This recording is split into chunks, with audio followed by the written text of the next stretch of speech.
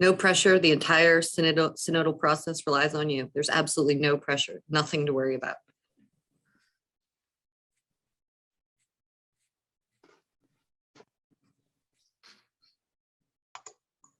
Deacon Frescura, can you unmute and start us off with a prayer today?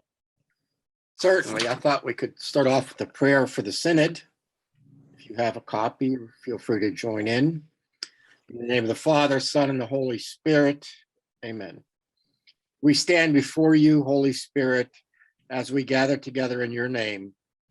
With you alone to guide us, make yourself at home in our hearts.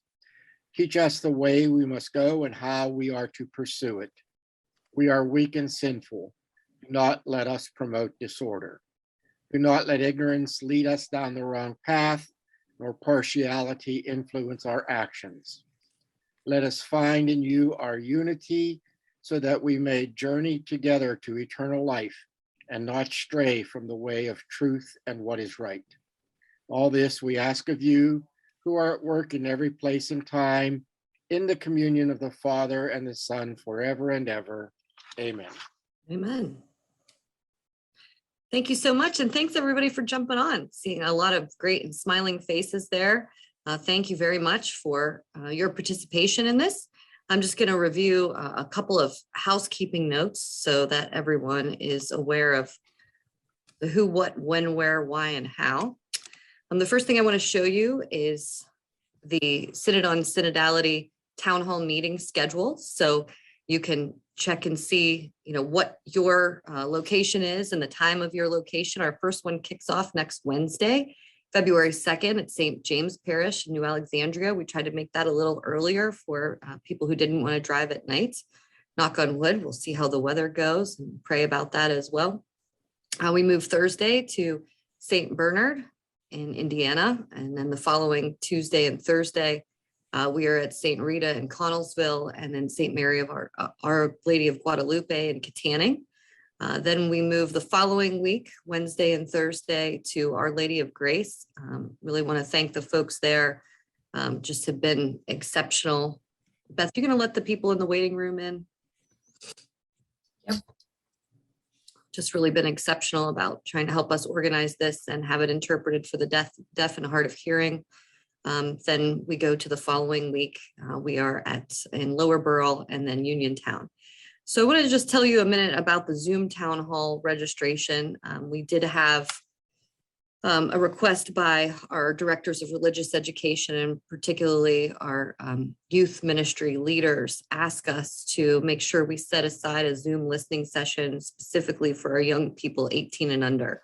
Right now, despite all of our communication and trying to get that information out to the parishes, we've had only a handful of parishes who have actually used this in their bulletin announcements.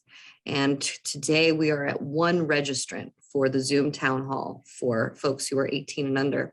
We did send it out to principals as well, and I was copied on all of the principals who sent it out as well. What we are getting a great response on from 18 and under, and particularly 30 and under, is the number of surveys. We're almost close to 10% of our survey respondents are young, which is great, but not signing up for that Zoom Town Hall. So we're going to give it another couple of days and then regroup and figure out what we're going to do about that. The overall Town Hall Synod that's for all parishioners is good. The numbers are excellent. We expect to be, probably close to 100 when that's all said and done.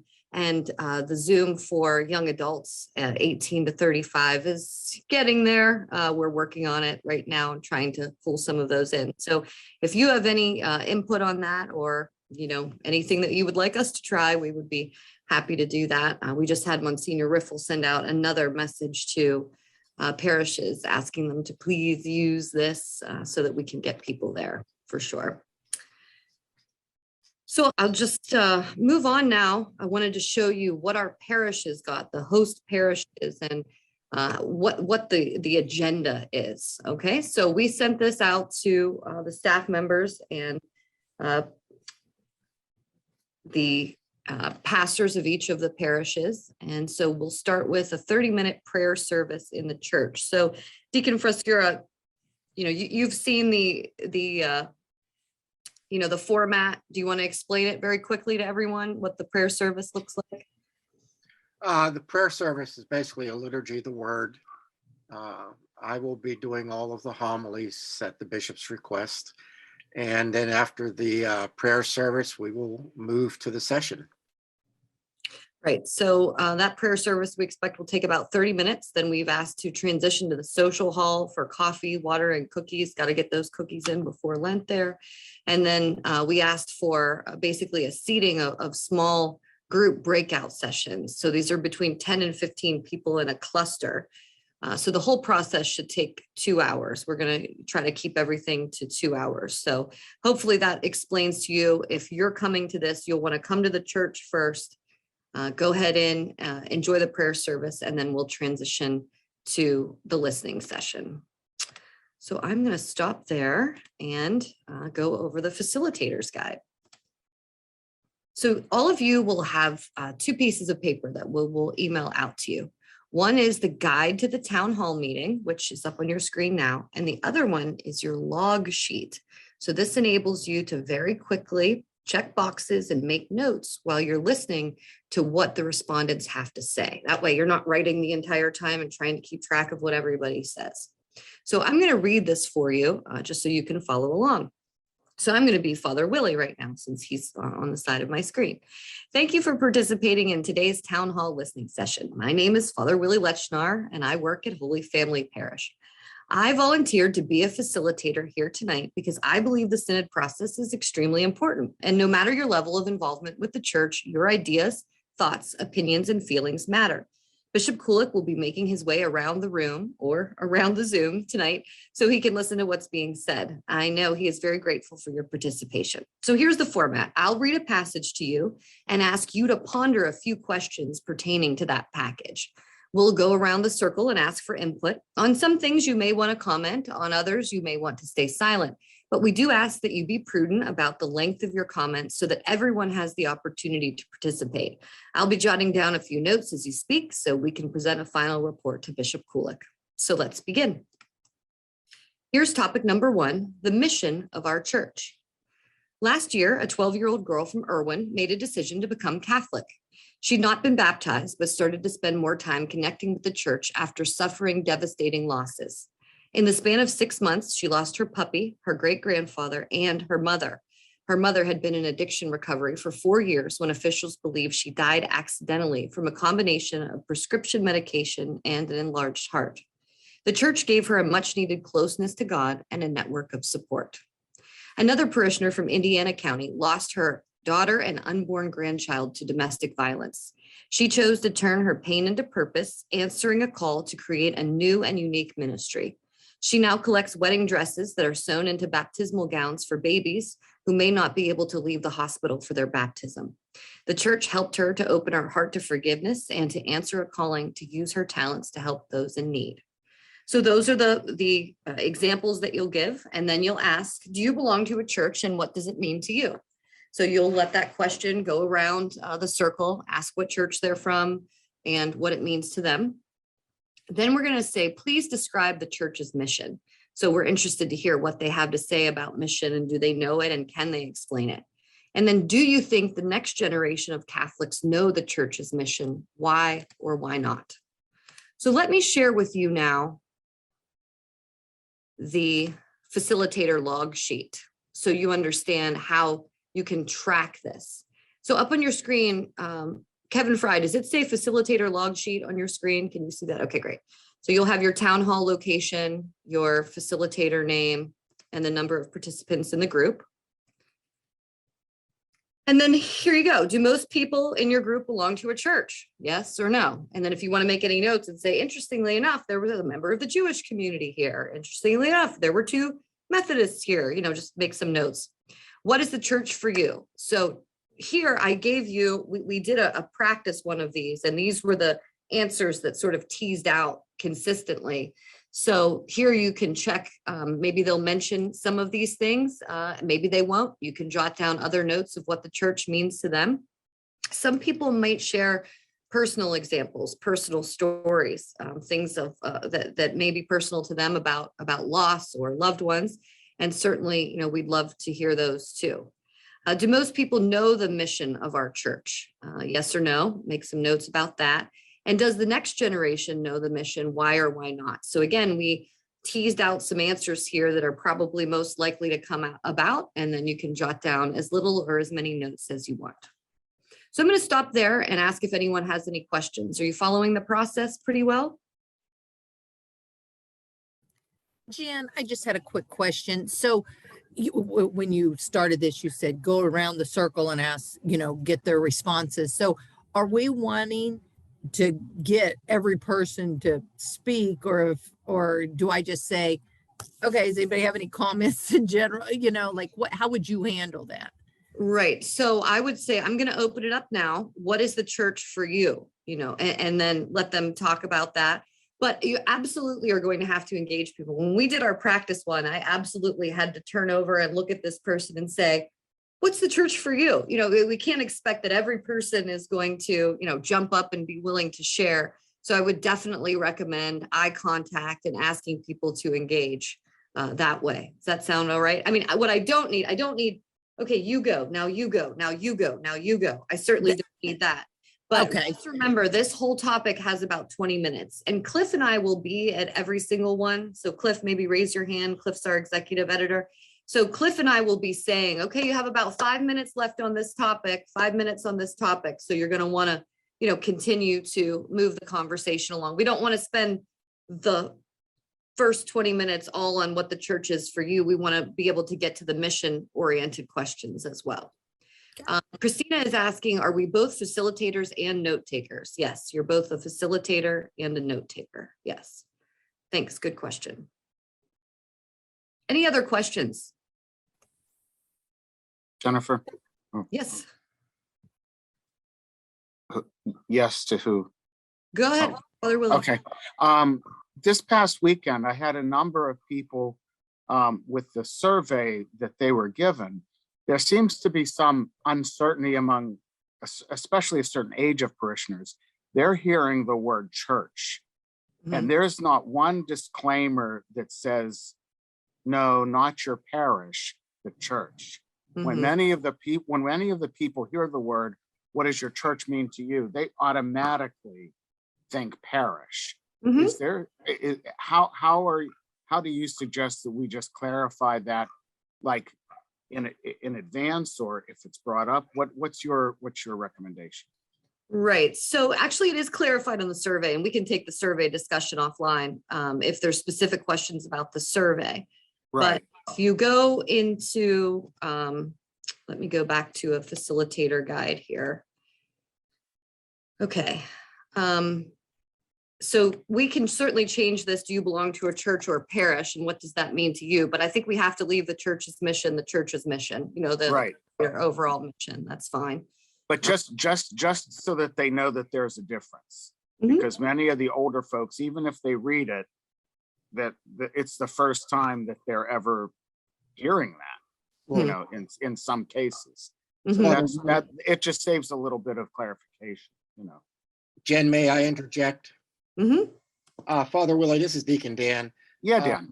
Part of that answer that you just gave could be part of the problem that you want to make a note of.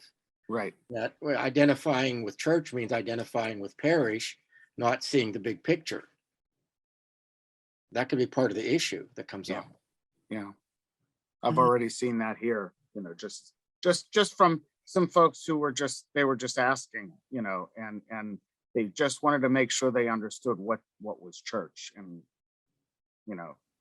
that is a problem. Thanks, Father Willie. Any other questions on this part? All right, well, we'll move into topic number 2. I did put a little, Sheila loves when I give her messaging, right, Sheila? You love it. Like, what do I do if I have someone that won't stop talking, right? So here you go. If one person is talking, let's say for more than 2 minutes, and you can see Cliff watching over you going like this, right? I'm sure we would all like to hear more about your thoughts because they are very important. Let's come back to you at the end if time permits. I want to make sure everyone has a chance to speak. There you go. Nice little way to say that there. Certainly, again, Cliff and I will be there, and if you run into any problems, we'll be happy to jump in. Okay, topic number 2, the church's presence in the community. The Roman Catholic Churches of Uniontown, in partnership with the Fayette Community Action, distributed food boxes drive-through style at Uniontown Mall last November. The 4 Uniontown parishes raised the money to pay for the food boxes, which included chicken, eggs, milk, and bread. And Father Anthony J. Klimko, pastor of the Uniontown parishes, said none of the parishes would have had the room to pack and distribute 600 boxes. On their own, the parish typically pack and distribute about 150 Thanksgiving baskets each year. St. Agnes Parish in North Huntingdon offers a monthly interfaith support group specifically designed for caregivers for individuals with dementia. Some participants are family members turned full-time caregivers, and others are medical professionals. All the sessions are facilitated by a team of individuals who have dealt with the difficulties facing families who are losing a loved one to this terrible disease. These are examples of our church being visible, an integral part of the greater community. Let's talk about that for a few minutes. What are the projects or ministries happening in your parish that you believe to be the most impactful? What ministries would you like to see that may be more sensitive to the needs of parishioners? And what kind of ministries would draw people into the faith who want to volunteer their time to serve the faith community? So I will tell you that when we did our practice session, what is not good is asking all 3 questions at once. It's too much. It's too much. People are just overwhelmed. They don't they zone out and they can't remember anything. So that's why I recommend that you start first. Let's talk about the projects and ministries happening in your parish and the ones that you believe to be the most impactful. So what we did is, of course, we made our list of let me pull it up here. We made our list. Pull it down here. Mary, can you see topic number 2 responses on your screen? Okay. So, we made a list of projects that have been mentioned in the past as very impactful. Here you go. Once they're done talking about that, what other ministries would you like to see that may be more sensitive to the needs of parishioners? I'm going to tell you, I looked at a handful of surveys that have come in, and this is one of the big topics. Is my parish providing ministries that are really sensitive to the needs of me and the people who belong here? So this is a good one, I think. And what kinds of ministries would draw people into the faith? Again, we just put some examples here, but certainly you can take other notes. So far, is this helpful in understanding? Tony, I can see your face. You want to unmute and just give me your reaction so far? Sure. Yeah. I think this is very useful. I think it's helpful to have the, sort of some different boxes to check, because I imagine it'll be hard to, transcribe a lot of notes and also facilitate. I really love that question of what would draw people in. I think that's really key as we think about being an evangelizing church that is really reaching out. Fortunately, a lot of these things have been done before. So we were able to see, again, what the most popular answers on the board, the survey says. So hopefully that'll help, so you won't have to take too many notes. I see Tina at Holy Trinity now. Tina, is this helping kind of walk through the process a little bit for you? She's muted, but I can read her lips saying, oh yeah. So that's good. Okay. Yeah, it's amazing what Zoom teaches. It's amazing what Zoom teaches you, Tina, right? Yeah. Reader. Exactly. No, I think it's great. I think it any covers the concerns bases so far. You don't have any concerns so far No. through this? Okay, great. Mm-mm. All right, I am going to jump back to the facilitator guide. All right, let's go on to topic number 3. The future of our church. Katie Zuzek, can you see that on the screen? Okay, good. There's a math. And Deacon Dan, we got all the data in here for you. So I wanted you to make sure you paid attention to this part. Thank you. There is a math problem in the Diocese of Greensburg. The number of Catholic funerals last year totaled 2,100. The number of baptisms totaled 760. The overall number of parishioners shrank by 4% last year. That's a faster rate than the overall population of Western Pennsylvania, which declined by 1% last year. And we should note that Western PA has one of the fastest shrinking populations in the country. Also, the number of native-born priests in the Diocese of Greensburg is expected to shrink from about 45 to 15 in the next 10 years.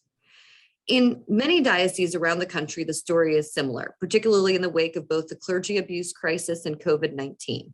In a recent survey by the United States Conference of Catholic Bishops, the top solutions to those problems from parishioners include more engaging faith formation for young people and adults, more inspirational homilies that better speak to the next generation of Catholics, mission-driven ministries that invite young people to live out the gospel, local and regional opportunities to better understand the Bible and Catholic social teaching, reflection opportunities to help parishioners discern their vocation or profession in life, and leadership opportunities for lay people to help promote best practices in finance, human resources, transparency, and management.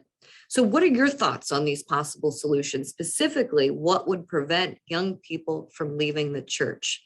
And the second question is, what do you see as the role of laity in the future of the church? I'm really glad we saved this one for last, because this is the that was the most, the most talked about one when we did our practice session. There was a lot of input on this. So I think it's okay if this one goes a little longer. We can kind of let that ride out a little bit if we need to do that. So let me take you back over to the log sheet, just so you can see where we're going on that. So, survey says top answers on the board, more engaging faith formation, inspirational homilies, mission-driven ministries, opportunity to understand the Bible, all of those things. And then the role of laity in the future of our church. And again, this was all teased out about lay people as administrators in administration, the importance of deacons, young ministers being involved, the role of women and women religious, vocational focus, other leadership opportunities. So this should at least give you a good base, so that you don't have to write the entire time. So Karen Cornell, does this help you a little bit when you look at all this and see how this works out? Yes, I do have one quick question. Each topic you give 20 minutes to. That's goal. Correct. That's right. Okay. Each topic is 20 minutes, but we put the jumbo topic at the end in case people are still, if they're really engaged and still talking about it. Can we leave it another 5 or 10 minutes? I think that's fine. I'm trying to be respectful of people's time, particularly at 8 o'clock at night in February, when the roads could be bad or something like that. Right. No, that looks great. Thank you. Barb Zacconi, I see you out there. Any questions, any feedback about this? No, I think it looks wonderful, Jen. And I like the sheet that we can just kind of, that way, if we want to even go back and add another comment after we're finished, that will trigger it for us. So I like that very much. Okay, so thanks, Barb. Here's what I think you should also be prepared for. I think you should know that the bishop is going to be at all of these. So I don't want that to make you nervous that he, might plop down and sit and listen to all of this. Just, sort of act naturally, I guess, right? I don't know, Deacon Fresquero, what would you say? Just keep going. Just keep going. Try to ignore him as he walks past. I'm sure he'll probably want to interject at occasion because he's such a gregarious person. Yeah. Jen, one other point. You said that you practice this and stuff with a practice group. What about the facilitators? What if they would want to get this form and invite some friends over to their house and practice going through it? Yeah, I would say go for it. I think that's great. We can count that as another, especially if they're 18 to 35. That would be great. Yes, I think that would be wonderful. We have some really good questions that came in through the chat now. Will we be the only facilitators at our parishes, or will there be others? We have fully staffed at least 8 facilitators at every parish. So you're all good there. You don't have to worry. Our staff will be there as well, prepared to jump in no matter how many people come. So if we end up with only 50 people, then we'll shrink down. If we end up with 150, we'll make sure that we can expand to that occasion. Another question came in, is checking the box once when mentioned sufficient, or would you like to record the number of times that it is mentioned? I think checking the box is fine. If you want to put a star by it and say this was mentioned multiple times, or circle it, something like that, so it calls out to the bishop that this one was a really big one, then I'm fine with that. Very good questions. Is there a way for facilitators to have this form electronically if our typing is faster than our writing purposes? Sure. Yeah, we're going to send this out to all of you right after this. I just want to proof it, if that's okay. I just want to go through and proof it one more time. And then I'll send it out to everyone, and yeah, go for it. And you can edit it. Like, you can delete all those lines, Christy, you can delete all those lines and type whatever you want. That's fine. I'm fine with that. So that's where we are. We'll keep you on time. We'll keep you tasked, and we'll also be there to help you if there's any trouble spots, anything. I think Deacon Dan, you should probably share with them one more time that you're going to set the tone in that homily, that this is not an opportunity to say, this is terrible. This is why everything's wrong. So maybe you could explain that a little bit. That's my big fear, Jen. That people won't have that horizon vision experience of where we're going in the future, and it'll turn into a bitch session. So I'm doing my best in my homily to get them to understand that. I've shared the homily with the bishop. He had a couple suggestions, but I wanted to make sure that it was upbeat, positive, looking at the good in the church and the future. We all know the problems. We don't need to rehash that again.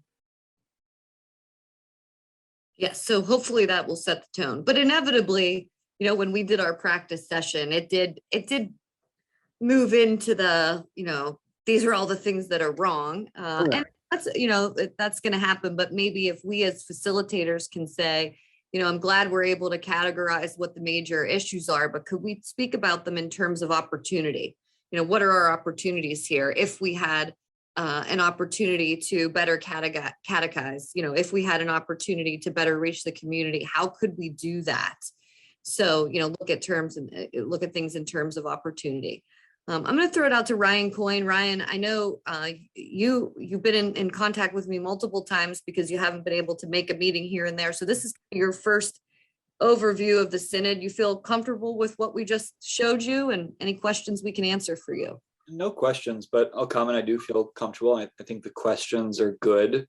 And I like the idea of beginning this with prayer, with a homily, just to sort of set the stage. So yeah, I'm optimistic. I'm eager to see how it'll go. Okay. Now, Linda, you've been with us since the beginning. Linda Benko, she's been on every Zoom meeting. She's probably tired of the sound of our voices talking about this. But Linda, thanks for helping us develop, all the messaging that we're putting out to the parishes and all of this. So are you pleased with what you see so far? Yes, I am. I'm excited about now having the town halls and seeing where we go from there. But Jen, I had one question too about the groups. Will they be having the questions or not? We're just verbalizing them. They're not in front of them, right? That's correct. Okay. They're not in front of them, right? Okay. So your reading, your narrative is definitely important there for sure. Okay. Yeah, so we should probably go over this several times to sort of make it our own rather Absolutely. than just Yes. reading something to them that's Yes, going because- to confuse Yeah, them. word for word is not necessary. I tried to give you the stories. I think the anecdotes, the stories are impactful to set the tone. Father John Pavlik, any comments?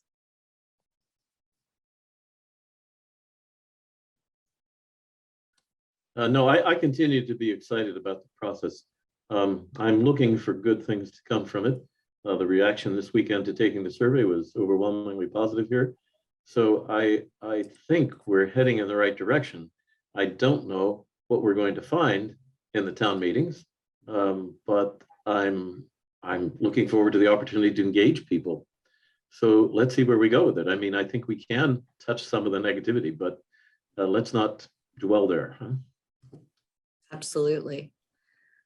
We have already, we had a goal of 5,000 responses to the survey. We're just electronic surveys alone. We're at about 3,200 surveys that came in electronically, which is very good. And then piles of paper surveys are coming in.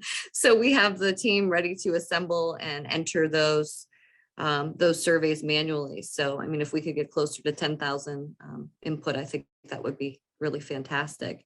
Let's see, Mary, I see you on there, Mary. You're smiley. Tell us what's happening and what your thoughts are.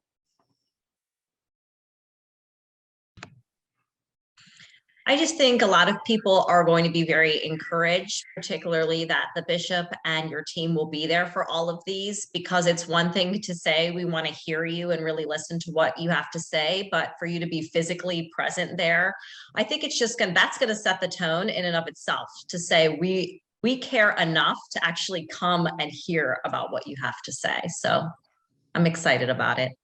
That's great. Thank you. Tim Fogarty is our newest team member here at the diocese. He's running HR. Tim, any thoughts on the synod process, the synodal process? This is your first time hearing about it. No, I mean, I think it looks good. It's straightforward. Hopefully it gets people to respond and provide information that's helpful. Great. I'll open it up one last time, just for any questions or comments or anything that we can help you and assist you with.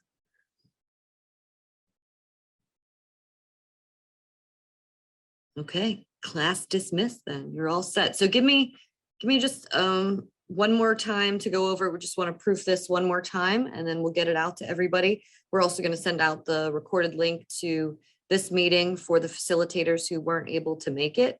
I did want to tell you, we got a phenomenal response for those of you who have read about the synodal process. We invited, I think, 12 parish pastoral and finance councils to come to breakfast and mass with the bishop next Saturday. And we got a huge response to that, which I'm really excited about. I'm hoping, I think the only deterrent to the town halls is going to be the weather. I'll be honest. I think that could be the only deterrent, but we'll see what we get. Again, I think the survey response is great. I mean, some parishes alone, I was looking at Mother of Sorrows, and I know that's a very, very big parish, but Mother of Sorrows had, probably 200 just electronic responses alone. In fact, I can pop on here now just to see where we are here. Let me share the screen with you so you can see.